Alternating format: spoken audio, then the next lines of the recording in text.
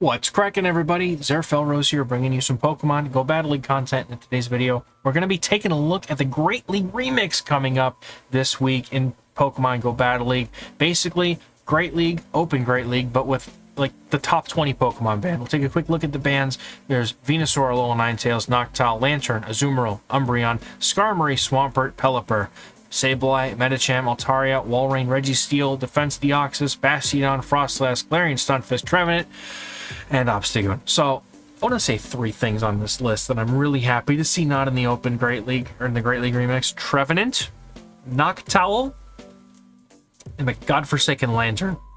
Those three things, happy not to see them because they have created the worst RPS meta of all time. Yes, Great League meta is always going to be somewhat RPS, but with those three banned, and hopefully with the rest of these dominant Pokemon not allowed in the format, we'll see some more interesting teams, more creative Pokemon setups, and, you know, obviously we're here to talk about my top 5 teams that I could find in this cup while I was looking through the meta. So let's take a quick gander at the rankings. This is definitely not what I looked at here. Oh, it's because they're... I was looking at steel types before we started here. You'll probably see why in a little bit. So Carbink sits on top. Whether you got a Carbink or not, someone's going to have it. People have been walking it, and or some people have dumped their rare XLs or their XL candy into it. I myself am slowly working on getting one ready. Hopefully it'll be done in time. Probably not. May or may not see a video on it next week. We'll see how my adventuring goes with that Carbink. I only need like 70 XLs for mine, so it won't be too bad, but I have like none.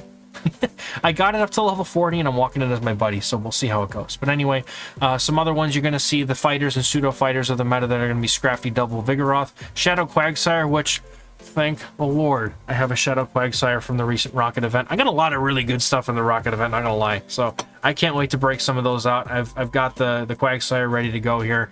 Regirock's in the meta, as you know, Regirock is. There's a Reggie here. Registeel's not here, so I mean, honestly, this honestly looks like a fighting weak meta, sort of. So hopefully those fighters are going to make good play. But Carbink is just ridiculous, so we want to build a bit around Carbink, but not you know, completely forget it when we're team building. But anyway, we're going to start to see something like Alolan Sandslash, Machamp, Diggersby, Lickitung. So some really, you know, what used to be really strong safe swap Pokemon are now in this meta. I like Cresselia, I like Lickitung, and I love Diggersby. Alolan Sandslash is a personal favorite of mine, especially after I got the Drill Run update. So we're chilling in that aspect, everybody. And we're going to take a look at this first team here, which is going to be my best attempt at making a team around Carbink in this meta, which is going to be Carbink, Lurantis, Cresselia. The hardest thing for Carbink in this meta to deal with while it runs Rock Throw is Mud Boys and Water types and Ground types. So we put Cresselia as the safe swap. It runs Moonblast, Grass Knot typically. You can run Future Sight. If y'all have seen my video that I did this week on the Retro Cup, you'll know that I love the Future Sight, how hard it hits, but Moonblast is still just as usable to not get you completely walled by Scrafty, or lose to Scrafty in general. And Lurantis is here as a grass type. Now this team is centered around the Carbink because we're using Cresselia to do one of two things, right? We've got two things that cover the ground water sort of typing in the back, but we've also got Cresselia, which is typically going to pull out a Steel, which if we see Alolan Sandslash, by the way, this team just kind of doesn't do so great. But that's really the one main core breaker of this team, I think. And you kind of have play here, right? Carbink running Rock Throw, Rock Slide. It still does neutral damage into the Sandslash, so it's really, really thick. So we'll see how it goes. I've not played the matchup, obviously not having my own Carbink, and I've not had a chance to play Carbink since it came out because we haven't had Great League. So we're using Cresselia to lure out things like the Charizards or the flyers that the Carbink, that they're trying to avoid the Carbink, right? Like, let's say you win lead here, you lose lead, right? Let's say they have a Mudboy in the lead, right? You're gonna swap into the Cresselia, and if the opponent doesn't have a hard answer for Cresselia, but they have a flyer, they're very likely to bring in that flyer to get it to avoid the Carbink matchup. So that would be an opportunity to potentially flip switch. And we've also lured out the flyer to get it away from Lurantis. Same thing with fire, because typically fire walls the Grass Knot Moonblast moveset. So I don't know if this is necessarily most like unbeatable team for Carbink, but I feel like it's got a really strong synergy with Carbink while still remaining fairly neutral to most things. So I like it a lot. Let's take a look at the Sims. Obviously, we're taking out everything on top of the rankings here as far as Double and Vigoroth go. Everything on the team beats them, which is always a plus. And honestly, the polarity here is not that bad. Like, there's some things that Carbink, like we said, low in Sand Slash. We don't really care much for that. And then, really from there, for the most part, we're double strong to most things in this meta. Toxapex is not very comfy. And then really after that in the top meta, that's about it. Now, when we're talking about core breakers, right, things that beat the whole team, Runerigus, Fortress, Scizor, you're not going to see much of those. I wouldn't worry about them too much. And even then, the things that beat, 2/3 of the team, right, you're not seeing a whole lot of things that are probably going to be super relevant, at least especially not on day one. So not worried too much about that. The team looks really stupid strong, and if you have a Carbink, I think you can do really well with this team. So let's take a look at the next team here as I'm kind of dragging on a bit. We've got a Pidgeot double ground team, so we're going to be using Diggersby here, and what Diggersby is doing on this team is it's luring out a grass type so that Quagsire doesn't have to see the grass type. Because it has Fire Punch, it can fight back against those grass types. Now, I don't mind running something like Quick Attack Hyper Beam over, Earthquake, but I feel like Fire Punch is kind of a must here, just because it allows you to fight back against the grass types. And there will be a few. If you're going to see Carbink, grass type is something that can do well against Carbink because of its rock typing.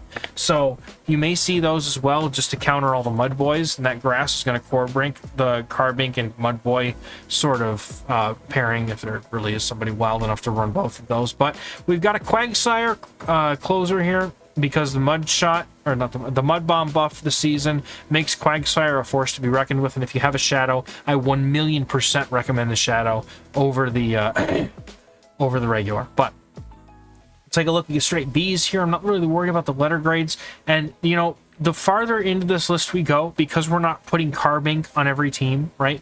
You're not going to see the coverage as good as like the last team. So we do not have a straightforward answer to Pidgeot. That's why I don't mind the Quick Attack Hyper Beam, because some people may not expect it. Will allow you to fight back against things like Pidgeot. But for the most part here, most of the teams, most of the things that beat this team technically are either not very common or very few and far between. Machamp is not super comfy. Obviously, yes, if it gets energy on the Diggersby and it gets into your Pidgeot, that's a problem. It's the same thing with any super hard counter kind of Pokemon. We're just hoping that most people don't decide to run Machamp, honestly.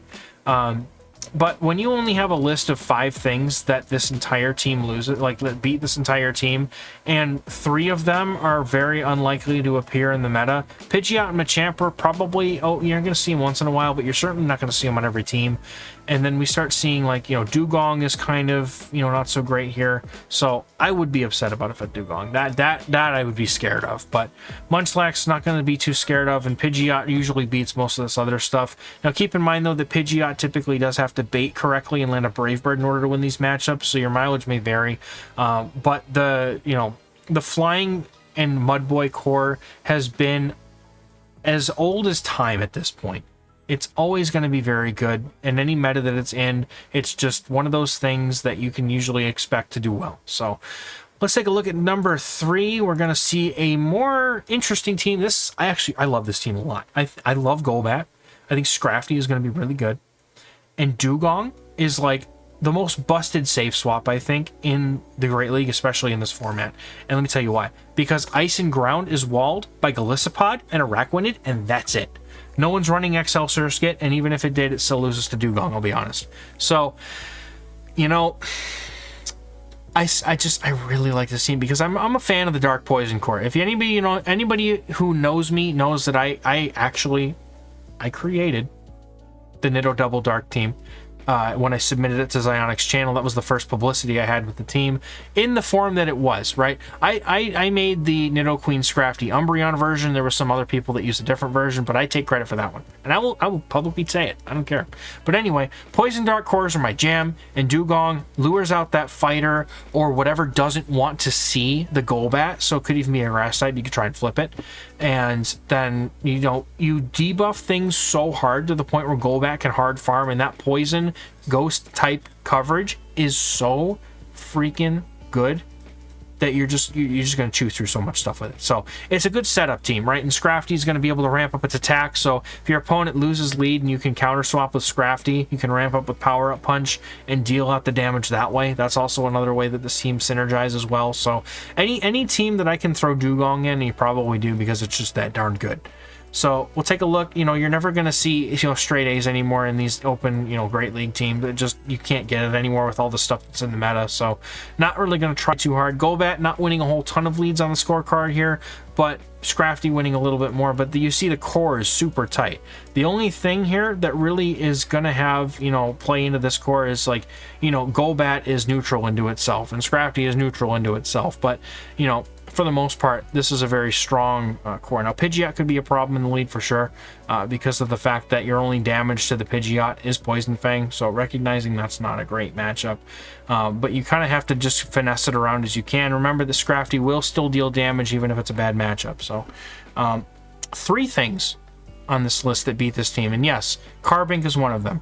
Now, this is a team where if there's really not a whole lot of Carbink out there, I think this team could do really strong. And to be completely honest, I don't know if there's going to be a lot of Carbink. You know, it's hard to say how many people really went and like I said, we walked our Carbinks, right? You never know how many people actually went out and did that, and whether they're going to be in open Great League or if they're going to be in the Great League Remix. So if you're not seeing a ton of Carbink, like if it's not on every team, this team looks like a really, really strong pick to do a lot of work in this meta. So if we eliminate Carbink, right, Charjabug and Alolan Raichu are your next worst core breakers, like, yeah, come on, please. Right, Pidgeot is probably something I'm more worried about. You know, I'm not even worried about, you know, necessarily Lickitung, Mantine, stuff like that. I think it's fine. It's fine. I like it a lot. This gets my stamp of approval for sure. So let's take a look at number 4 here. We're almost out of the woods here. We've got an Alolan Sandslash team with double water. I really had a tough time putting this one together because every time I do Alolan Sandslash, like the coverage is never great, but the bulk on this team is good. You could certainly run Sandslash with a Shadow on it. I think that would probably be a better way to go. And I do recognize that not everybody has a Tapu Fini. You could sub out the Tapu Fini for Jellicent if you want to, but you just got to recognize that you're kind of weak to Scrafty aside from the Toxapex. Toxapex just handles fighters. We're looking to see, you know, handle the fighters, handle the fires. 2 things in the back that handle both of those double weaknesses of Alolan Sandslash, and you can usually play yourself out of most neutral situations otherwise. Do recognize that Mud Boys are going to be a problem for this team, so, you know, do with that what you will, but I still feel like that this team could have a lot of play in this meta, given everything that is likely to be in it. You know, this team has 2/3 good matchups into Carbink, so we're looking good there. You know, anything that in this meta that beats Carbink is a win. So I'm not gonna focus too much on core breakers here because I do recognize that, yeah, there are some, and it's not like this is going to be the greatest matchups on paper, but in a fluid game state, I feel like this team covers itself very well, has decent meta coverage, and, you know, once again, like Munchlax, like Quagsire is one that I recognize is not great. Jellicent's not super amazing. And I'm not really sure. I guess Toxicroak does win those matchups. I don't know how common Toxicroak's going to be, but I'm not super worried about the Cofagrigus. The Galvantula is a pain. But then we start seeing like Forretress, Dusclops, Palpitoad. Like, no one's playing that stuff. Stantler? Yeah, okay. Let's if someone plays Stantler, send me the battles. I want to shoutcast them. I'll just say that then. All right, publicly. Okay. So we'll take a look at my last team here. This is not too far off from the previous one. We've got a Haxorus double steel team because Haxorus is just absolutely busted with Breaking Swipe. It's meta now, and you can't deny it. And it makes so many teams so much stronger because of that Breaking Swipe debuff. So we're pairing it with 2 steel types because Dragon Steel is, again, a pairing as old as time, just like the Mudboy Flyer. So we've got Haxorus with, honestly, probably, in my opinion, the 2 best steel types in the format. The major ones that usually would get paired with Haxorus are kind of banned, so Registeel and G-Fisk, and there's probably at least 1 or 2 more in there that I can't think of at the moment. But, you know, you just want to cover the Fairy weaknesses, cover the Ice weaknesses. So I feel like Berserker is a good safe swap in that it's going to lure out any answers to another Steel type, which will hopefully free up your Alolan Sandslash for a sweep. However, Haxorus, you know, typically can't just, you know, take a Machamp, right, for example, and just counter it down. So there will be some difficulty with Machamps if you do encounter one that counter swaps into your Berserker. So hopefully you at least get a shield for it, and then Machamp is always a pain, let's be honest. So this, yeah, we're ignoring our letter coverages here. I was trying my best to build a team around Haxorus. This is one of those teams where the fluid gameplay is going to take more into account than just looking at matchups on paper. Because let's be honest, at this point, you can't have a perfect core on paper anymore. Something is going to core break a team no matter what. Ever since we buffed Lantern, we got Tapu Fini, we got, you know, all these other move buffs. Like, things have become more prevalent that core break some of these older perfect teams. But I'll take a B for safety and an A for consistency at least, right? So, hard core breakers to this team. You know, I looked at the list, and yes, the list is sort of long, but let's be honest, you're not going to see a whole lot of this stuff. Carbink is a problem, I think. But you do okay against it. You could certainly do something like run Ironhead on Berserker if you're going to see a lot of Carbinks, right? Because that would probably do a ton of damage to it being double super effective, and stab, that would be pretty strong. Buzzwole is a problem, but I don't know how many of those we're going to see. Ufisk, that could be certainly an issue, but I definitely foresee, you know, a lot of these like weird ones that beat the steals, right? You just run through them with Haxorus and you're just chilling. So anyway, last bit of information here before we wrap up this video.